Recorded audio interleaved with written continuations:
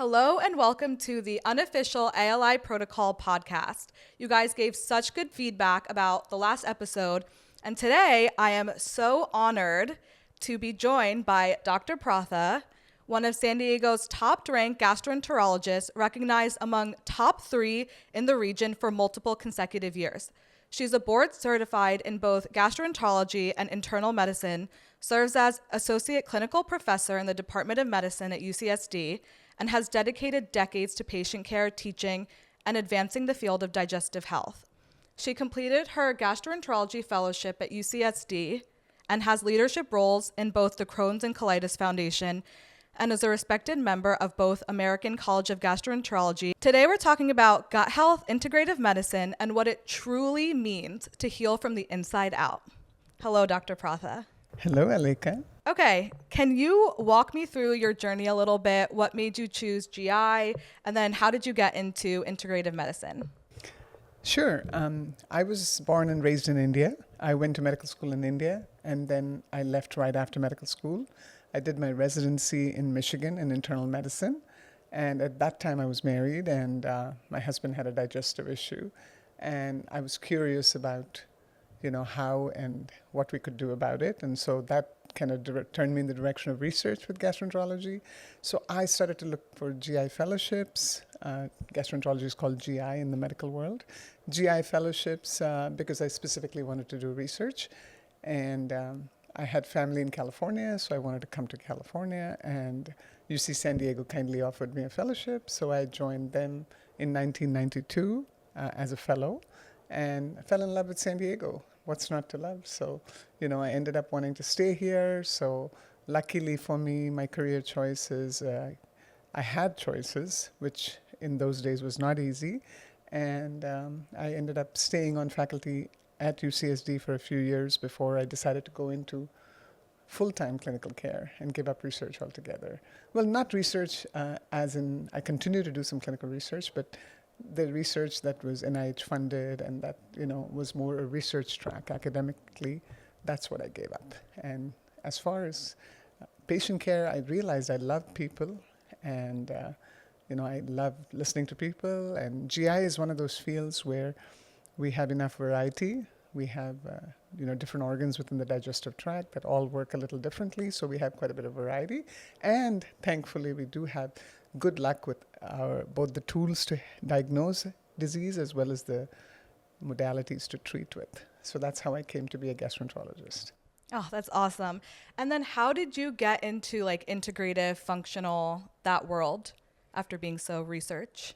Yes, I have a very traditional training, with respect to the traditional Western medical training, as most people who go through medical school and training here have. But I started to realize very early on in my fellowship that a lot of the problems we saw in the clinics with respect to digestive symptoms and patients coming in for care, we really could not solve them using traditional Western methods. And while a lot of my colleagues said, well, that's just the way it is, that was not an answer that satisfied me. And it still doesn't, actually. I'm always looking to see, well, why is this happening and what could I do differently?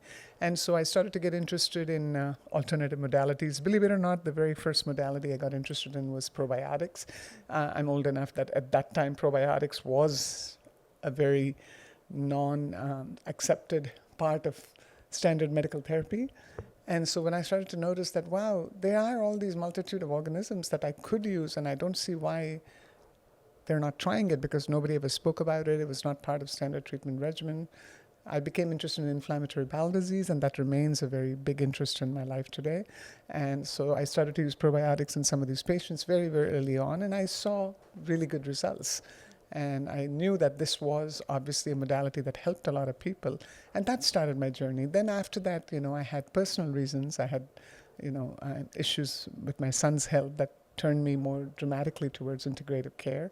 And I felt the main establishment did not have the answers for his care.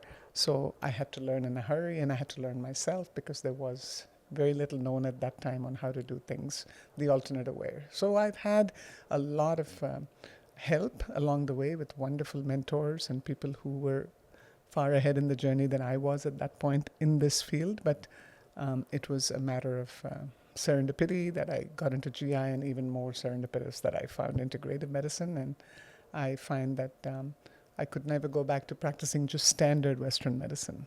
I do practice Western medicine, but I always integrate other modalities into the care, because I find that that is the best way that you can address a patient and deliver high quality care. Oh, that's awesome. What a beautiful journey. And so much of that I resonated with in my own journey, having a very traditional science background, then coming into this field of integrative health and wellness. And I actually came to you as a patient because I was having some GI and digestive issues. And one of the big things that you unlocked was a lot of it was stress related.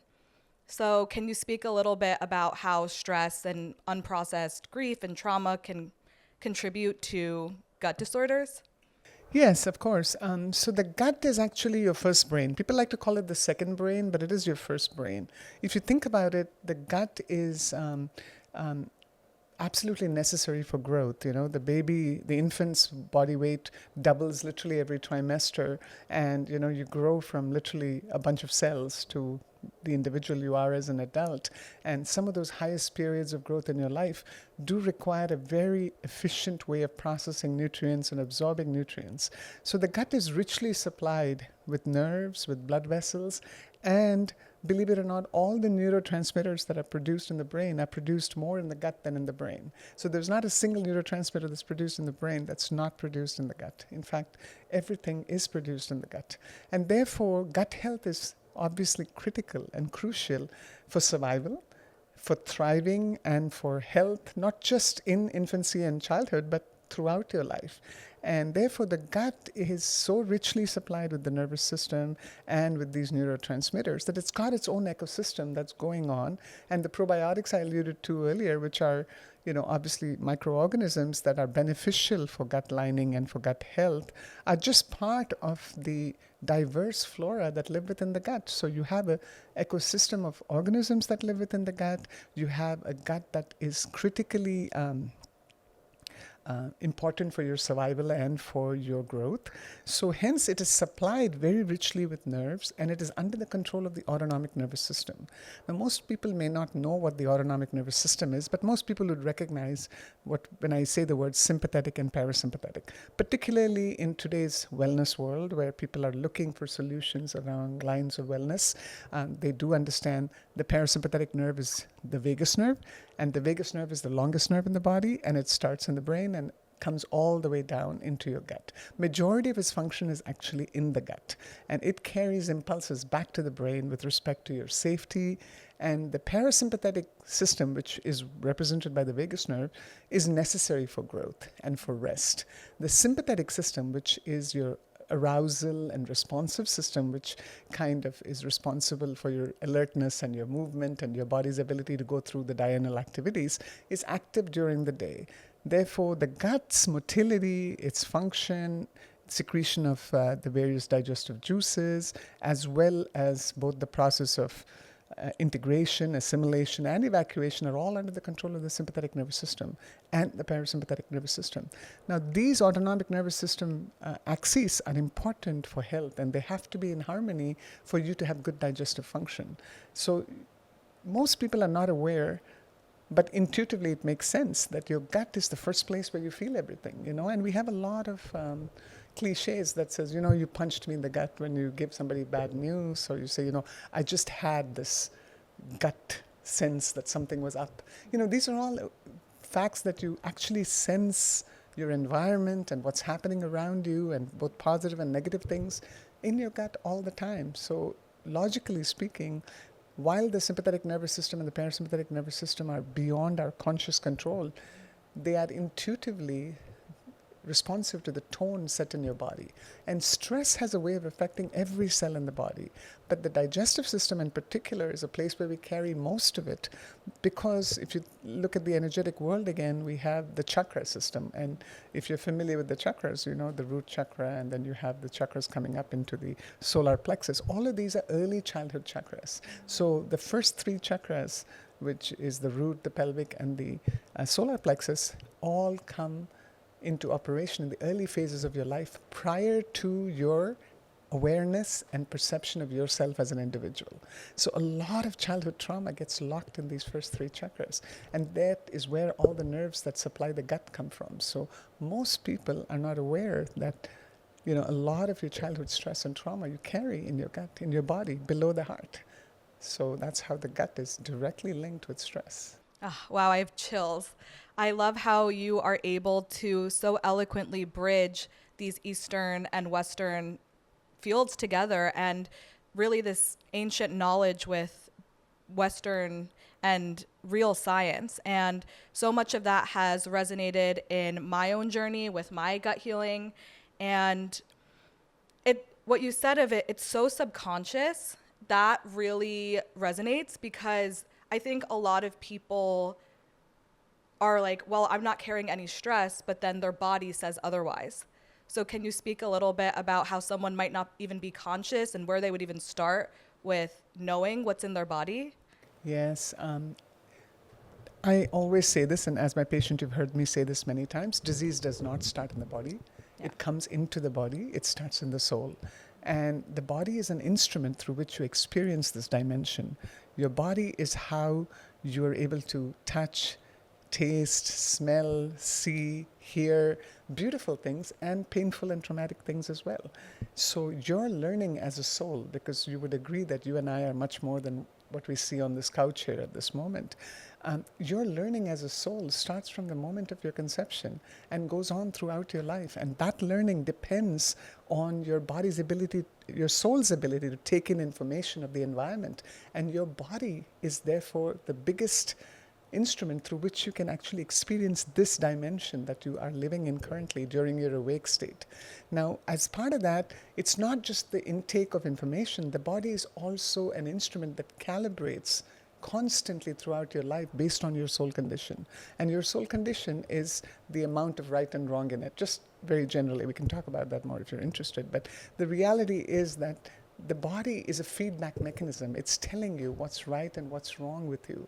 Now, what's happening in most people's lives is that we let our head run it. The minute we develop an intellect, which starts pretty much from the age of 3 to 4, and we have a well-established personality and persona of ourselves by the age of 6 or 7, our brains, as they develop and we learn, and they exist to give us ability to move efficiently in our universe, we start to allow that to override some of these basic impulses that are actually part of who we are. They're instrumental to our ability to connect, because my learning is based on my ability to feel.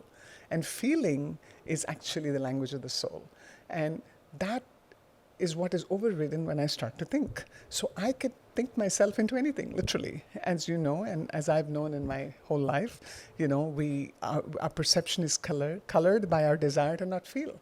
And so we start to operate as individuals who allow the mind to run the story, then your feelings and your actual experiences to happen. So for a lot of people, they tell themselves they're okay because that is the only way they know how to move forward.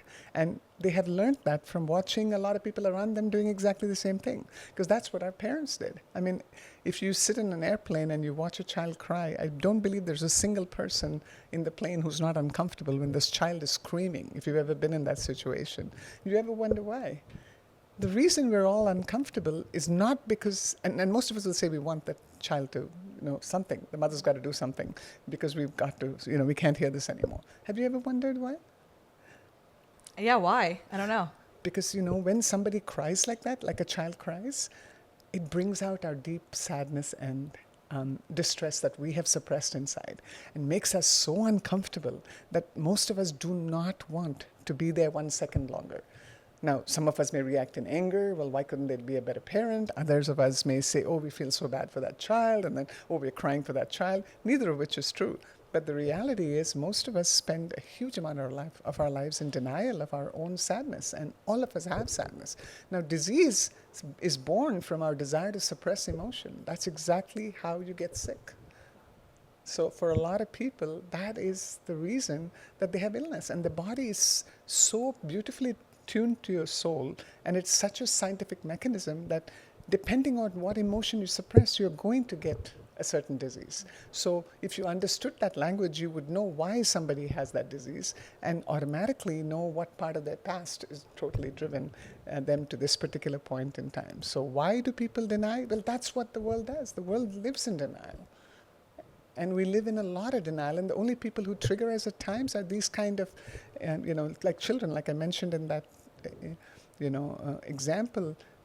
Children and people who are not, shall we say, who do not have those filters in place, like special needs people, like autistic people, people who are unable to regulate themselves, who cannot self-regulate. But most of us are self-regulating to our own peril. Wow. That was like way greater than any answer. So thank you for that. And so much of that I really applied to my own personal experience and my own healing journey. Right now, I'm dealing with some mold and some biofilm in my gut. And you had said to me before that I've never seen someone get rid of biofilm without pretty much changing their entire personality. And that like really resonated for me. I was like, oh my God, like what?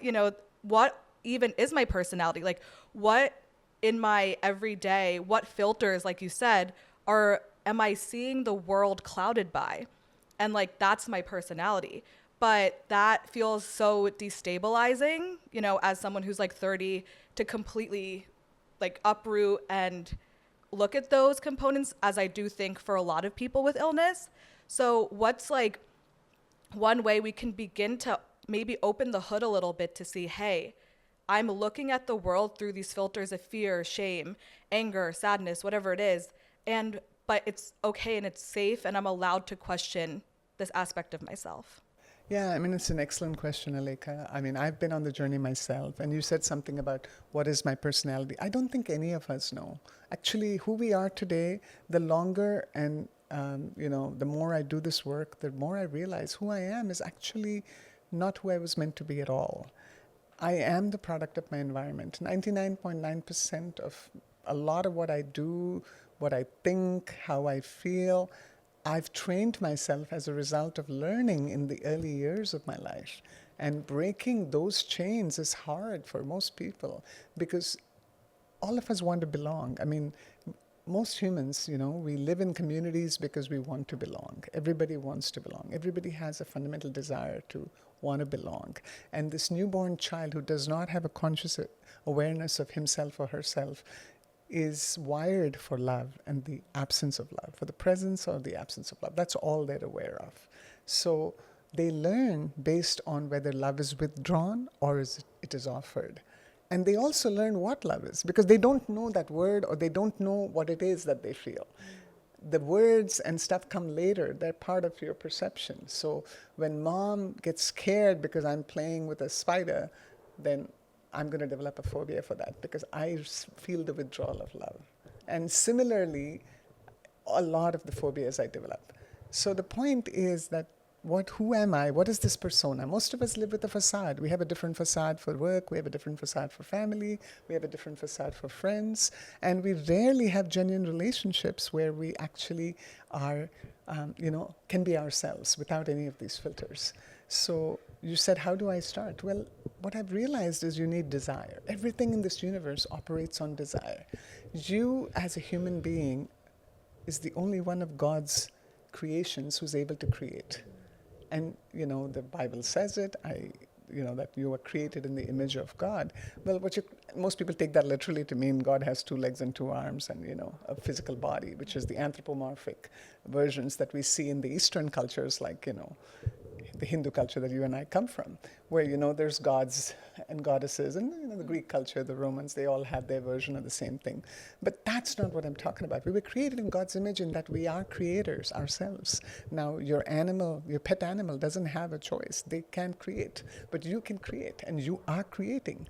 And that is what your journey is about, to recognize what am I creating and to come into awareness of that. And people have said it before. Nothing I'm saying is new, that, literally you choose your reality from a multitude of options based on your awareness. So a lot of this is about awareness and a lot of it is about desire. So first step you need to have is desire. Desire to know. Then desire to actually be honest with yourself. You have to be very sincere and honest. And that's something that most of us are not. We've really been taught to fudge the lines. And some of us are really good at it, and the better we are at it, the more successful we are in man's world. So some of the most wealthy and successful people you know actually live in very heavy facades. They're not very genuine. They can't afford to be, and they get by with it, and the world rewards them for it. So long story short, we encourage this behavior. So why would somebody give that up? So, it's a big deal to be honest with yourself, to actually say, I really want to know, and is everything I believe the truth? So I have to be sincere in my quest, and my quest has to be to examine each and every belief. I mean, literally each and every belief. The wonderful thing is the universe cooperates. When you start to do that, what happens is that there is a huge amount of outpouring of help from forces unseen that want you to get there, that really start to bring things your way. So you don't have to go looking. It'll come to you. Most of us are so overwhelmed by this concept, as you said, that we pull back. We're like, we might dip our toe in that water and come right back and say it's too much. Well, you're going to have to develop the staying power. And that's why it's a lifelong quest. And kudos to you for starting early, because there's, you say at 30, I can't do it. Trust me, I waited a lot longer than that. And I know it's been a lot harder for me, because I've a lot more pain to go through, because I've made some really bad choices and I've had to go through them, painfully. So it's not easy at any age, but it's definitely better earlier than later. Everything you're saying, I have full body chills. It just feels so resonant.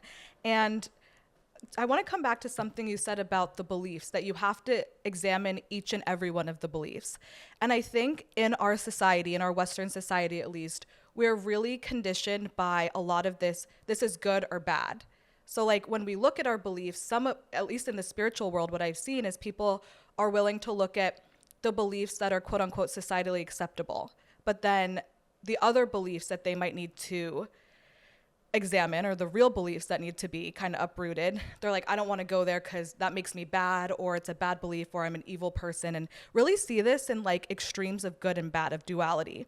So can you speak a little bit to how someone could begin the conversation or work of, my beliefs are neither good or bad, I'm just a product of what I've witnessed growing up? Or well, yes, that is actually the tough part of the journey.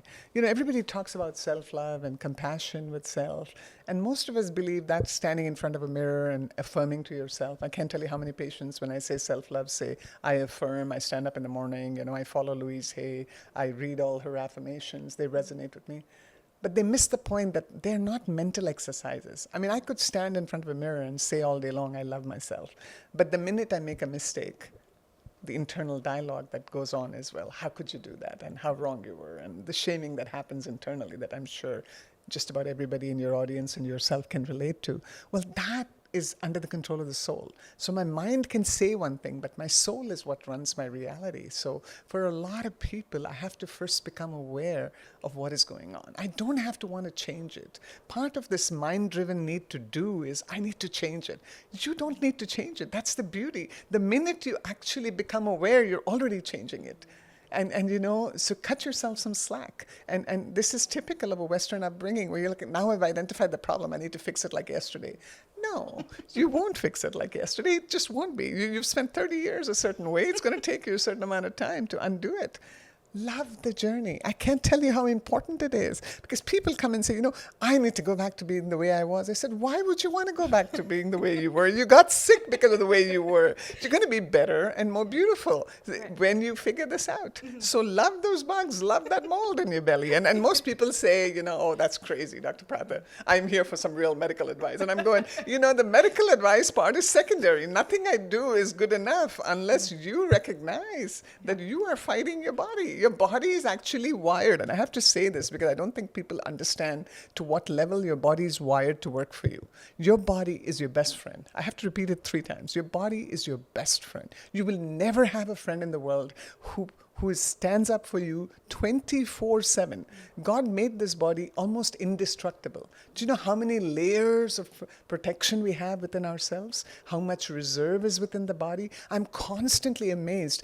Despite all the scientific advances that we live in, and there have been tremendous scientific advances, we still haven't even begun to understand the level of sophistication and intelligence that has gone into this body, and there are so many mechanisms. So what you see as mold and biofilm is actually a way of holding some of those toxins, which you could not hold on your own. And the reason you need that is because you're not ready to face the emotions that come out when that biofilm breaks. Believe it or not, I find people going to, patients going to alternate medicine practitioners who put them on a laundry list or whatever they call them, toxin shall we say binders, and protocols. Shall we say protocols to get rid of things, and I'm like, you're not ready for that. And they're like, what do you mean I'm not ready? I'm like, you're not ready. You're not emotionally ready for that. You have to understand when that changes. It's kind of what's happening, we went into where are we right now in the war? Yeah, we went into Iran to change Iran. We're not going to change who they are, and by just bombing the heck out of whatever middle. It's such a short-sighted approach. Right. It's the same thing with the body. That's exactly what we're doing to the body when we put ourselves on these rigorous protocols. And that's what I said to her. I said, Alekha, cut yourself some slack. It's not going to happen. Yeah. And of course, people have mood swings. They have huge mood swings. They have huge hormonal shifts. Especially somebody in their reproductive years, which affects their menstrual cycle, their focus, their thinking, their ability to handle food. All of this is the byproduct of your body just in rebellion, that you're throwing grenades at it when you're not ready to feel what comes out. So be part of the journey. The way God designed it is that if you really want to grow, you just need to live this present moment to its fullest.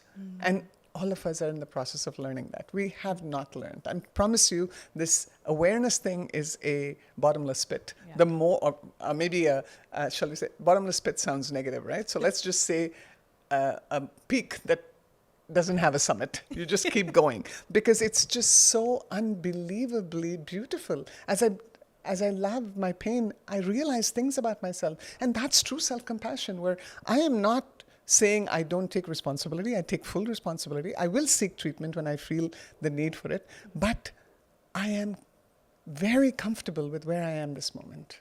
Even if it is I am in pain and I'm uncomfortable, I trust that the process is going to get me to the other side. Now, as my resistance reduces, my drama reduces.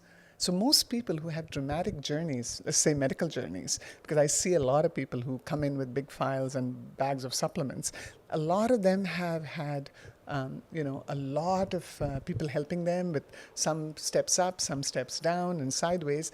And all I'm trying to do is calm them down and say, hey, listen, you're fighting the most obvious lesson, which is very, very basic.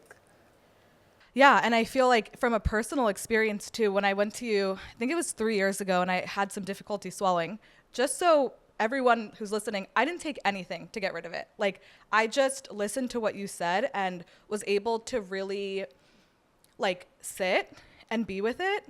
And I was just telling a friend, I don't know how the science of this works, but miraculously it started to get better by just witnessing what my body was trying to communicate with me, what emotion was behind that.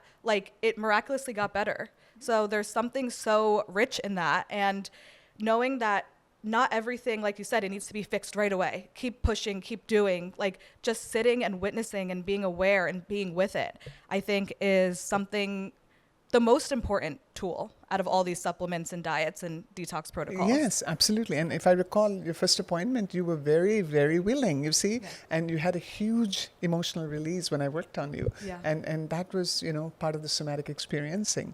But then you had faith in me, even though we had never met, you see. And that's actually the part that I find is the most important. Where I come from in India, we used to have a saying where they say, in our language, which you may or may not understand, is hastavasi, which means they say the doctor's hands. Yeah. They would say the doctor's hands. He has good hands. Mm-hmm. And what they meant by that is if you went to see him or her, you would already feel better before you walked out.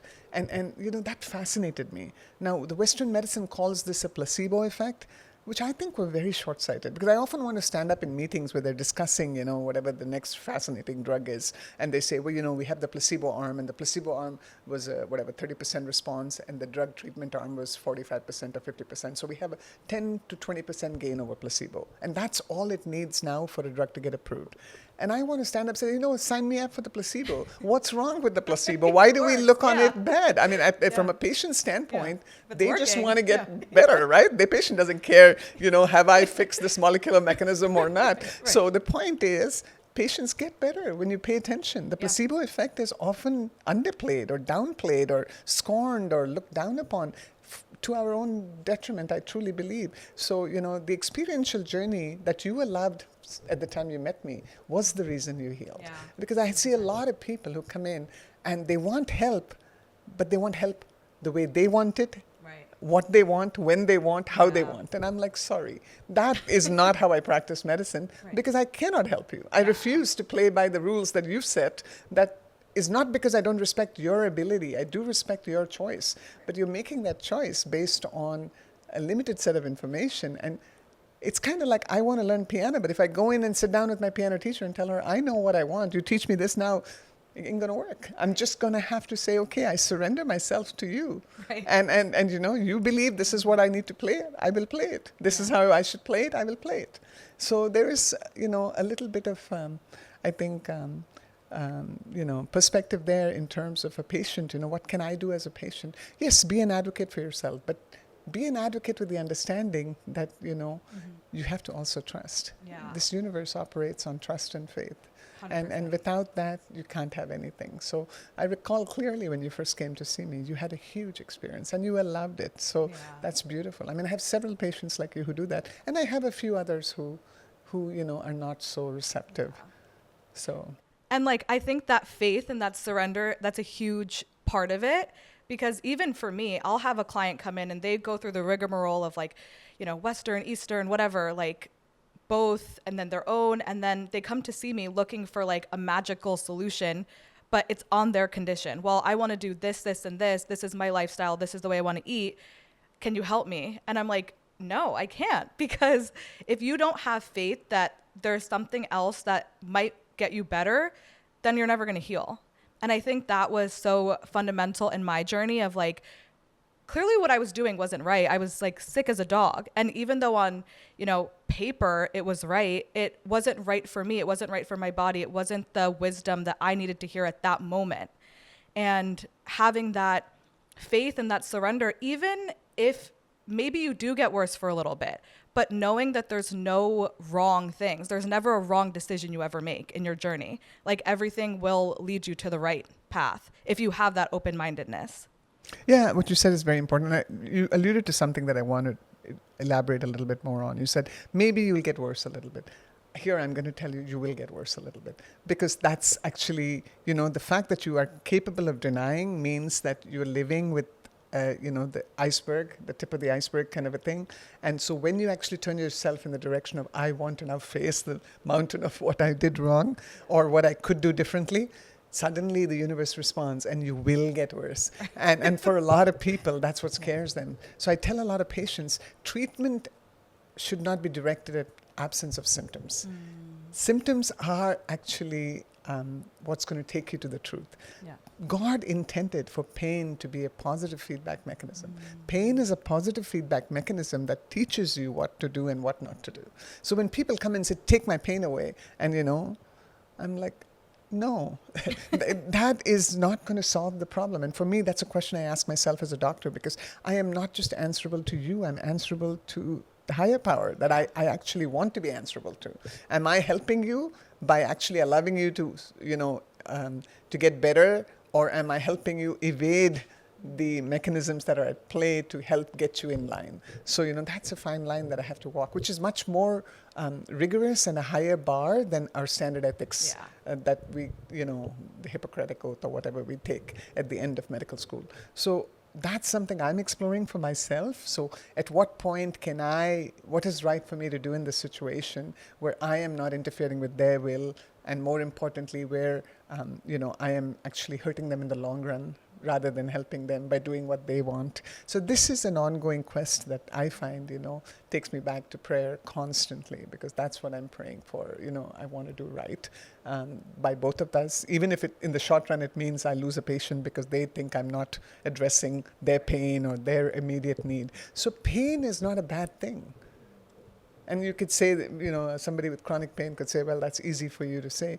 No, I have lived with chronic pain in my life. And I think just about any adult alive today has had some kind of pain or is in some kind of pain at varying periods of their time.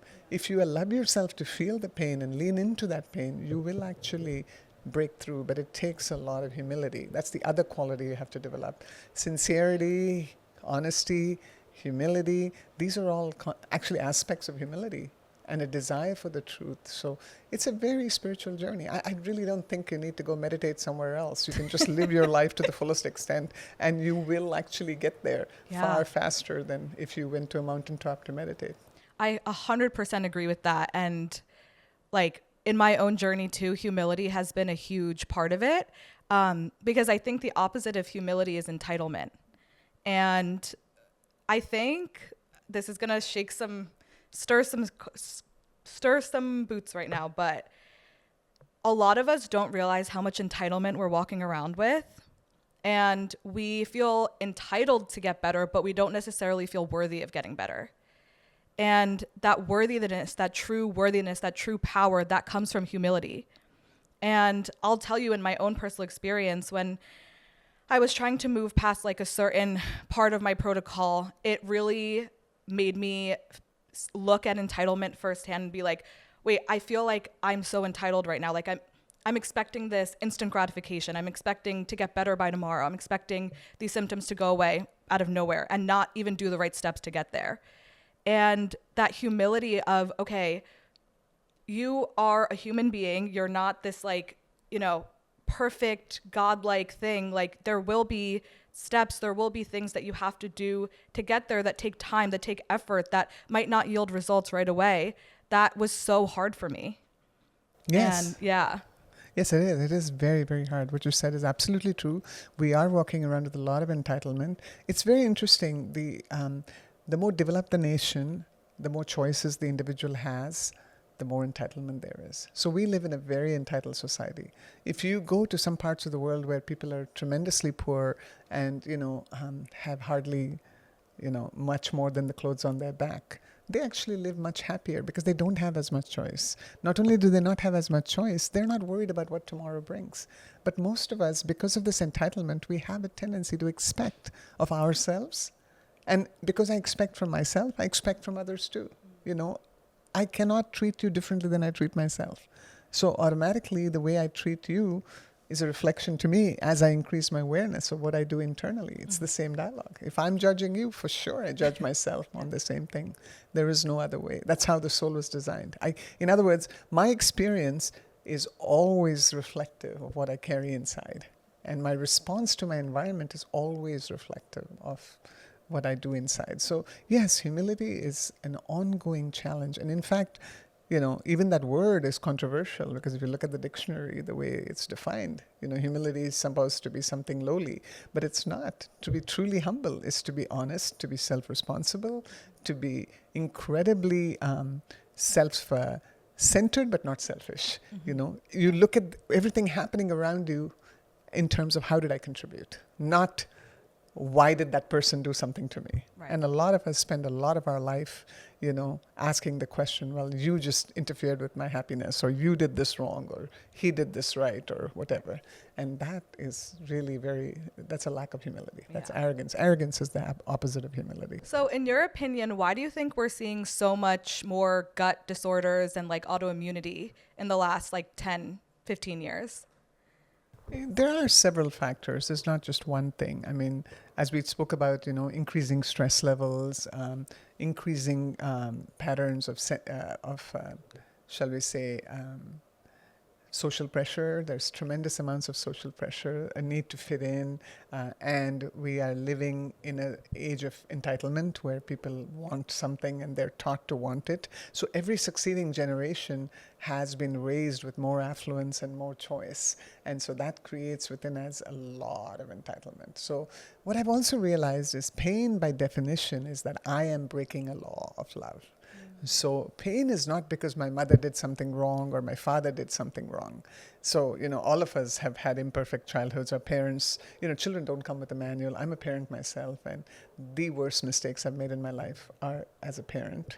and I look back now and I recognize more and more what I did wrong. But my children would not be punished for that. That would not be fair. So similarly, my parents did their share of mistakes. And of course, that meant that we carry scars, both emotional pain and trauma that we haven't felt, and also a tendency to evade the truth, and we were taught how to keep a facade. In fact, literally everything that shaped us today came from our childhood, as I said earlier. But a lot of that is the only way the child could cope. And so that pain that was inflicted upon us is not the reason you're suffering today. You're suffering today because of a choice you made.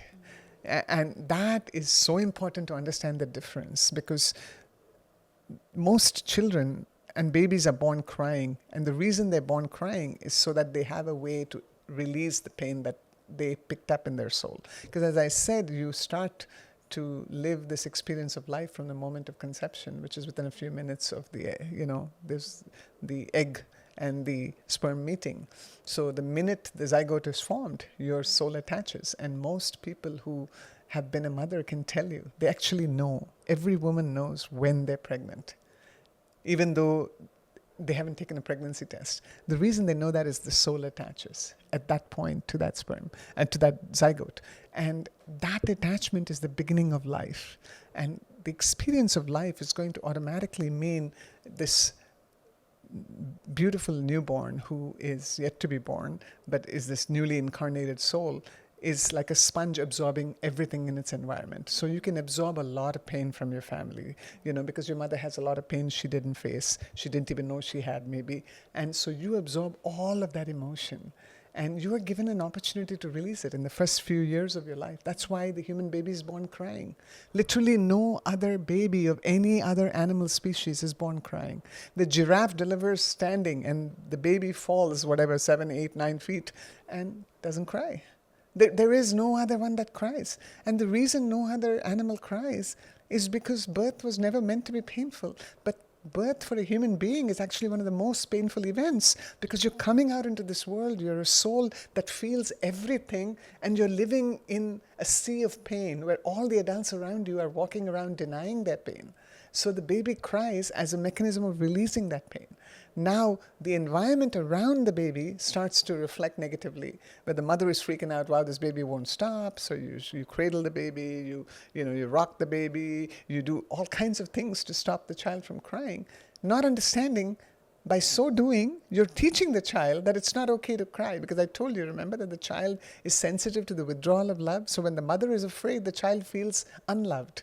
So then you start to connect. That's how you start to connect. Whoa, I can't cry this long. I can't cry this hard because it scares mom, or it scares dad, or it makes them nervous, or it makes them anxious, or it makes them angry, depending on the parent's reaction. And you start to say, well, this is not okay to do. And so from that process, you start to shut yourself down. You shut your ability to feel and love that feeling. And by the process of, by the time of 5 to 6 years, you're completely adultified. You are actually completely ensconced in the way the parent wants you to behave. So for a lot of us, what we don't understand is that that's what we need to come back to. We need to come back to that ability to allow ourselves to feel without knowing what we're feeling. Because a lot of times, your intellect gets in the way. What am I feeling? Oh, this is enough. This is too much. So, and I have a lot of patients come say, Dr. Pratha, yes, you said feel, but this is too much. There has got to be a physical explanation. I'm like, yeah, there is a physical explanation, but behind every physical pain is an emotional pain. This is automatic. Are you willing to allow it? I don't mean that if you're having a heart attack, don't get help. I just mean that particularly with chronic situations, you're going to have to understand that there is, a likelihood that you're doing this to yourself. So that choice you made to not feel, that's on you. And the universe brings a lot of events your way to help you feel. But if you choose to not feel it, now each time you choose to not feel it, you're reinforcing the resistance that keeps this emotion under check. And that creates suffering. So what would have been a short period of you allowing yourself to feel pain, now you prolong it. And that creates suffering. That's how suffering is created. And this is true for every situation. The more you realize that, you recognize that, my approach to pain, my relationship to pain is the most important point in my journey to healing. Am I okay being uncomfortable? And how long and how much can I, and am I willing to be in that I'm thinking about my own life. I'm like, yeah, that's so real. It resonates so much. And, what I've realized too in my journey is that there really is nothing that exists outside of me. And every situation that I could call like, oh, this is a bad situation or this is a low vibrational situation, it's actually my own internal experience, my internal perception of it. And I have been in some pretty like weird situations, gnarly situations over the last couple of years. And I'm so quick to be like, oh, that's, X, Y, and Z, but not realizing that all of it is internal. Like all of my entire experience comes from my perception of it. Yes, that's beautifully said, and it's absolutely true. Your perception defines your reality singularly, because there is no event that has any signature. Events are neutral. It's very hard to say this to somebody, let's say, who's been subject to some horrific, abuse of any kind. But it's true. The event is neutral. You have been given the power to cry your way out of it, feel your way out of it immediately. And it's my resistance to not do that that creates my ongoing pain. And so because the event is neutral, it's my perception of it that attaches an emotional signature. And as you correctly said, that's your terrain, your emotional terrain. What is your past? What are your memories? What memories are you avoiding? And the ones that you're avoiding is going to color how you see this new event. Yeah. And it's so true that the universe will keep giving you the same situation in different outfits until you can learn it, you can face it, you can see what it's there to help you grow, to shake you up, and really go back and see what is this here to teach me, as I like to see it. And that has been a huge part of my own journey. Like, I think I have gotten through something and then the situation presents in a slightly different form. And I'm like, like it's this, but it really is that resistance to feel what it actually is invoking in me to feel. Yes, because there are so many facets to one situation. Most of us have several hundred traumas inside us that we have to release, and each one of them has multiple facets. And so it's layered, like the onion peel reference, that's a very good one, because each time you think you're done with it, some other aspect comes up. And if you're truly humble, you'll say, aha, I haven't dealt with it yet. And then I just get ready to go through that layer. And so it's so beautiful and so personal. So, the intelligence of the creator is something that I find absolutely mind-boggling, that we are in an environment that is so perfectly tailored to us, and our life is going to bring us all the information we need at any given point to help ourselves. Thank you so much, Dr. Pratha, for joining me today. You have shared some earth-shattering wisdom, I feel, in this space of gut and integrative and somatic and emotional experience that I feel like is not really talked about as much today. So I just want to thank you and have helped me so much on my journey, continue to help me, and hope that we can have so many more conversations about this in the future. I enjoyed it a lot too, Alekha. Thank you so very much for letting me ramble on, and I really appreciate the time and effort, and it's been wonderful knowing you, and I'm really happy that you are moving along in your journey. So I look forward to chatting with you again.